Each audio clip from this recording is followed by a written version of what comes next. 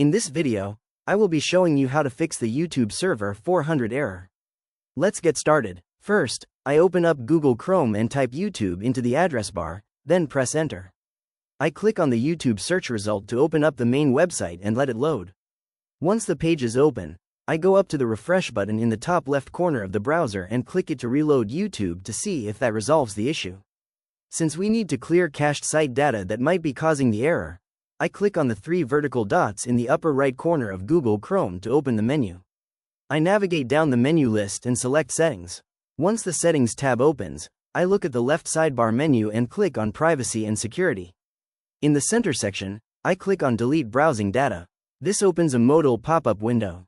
In the Delete Browsing Data window, I make sure the time range is set to all time. I check the options for browsing history, cookies and other site data, and cached images and files. I uncheck Site Settings at the bottom to keep my site permissions intact, then click the blue Delete Data button at the bottom right. A small confirmation bar pops up in the bottom left showing that the data has been cleared. Next, I close the Settings tab and go back to YouTube.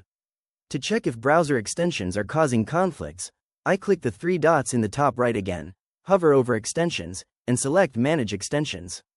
On the Extensions page, I see NordVPN listed. I find the toggle switch on the extension card and click it to disable the extension.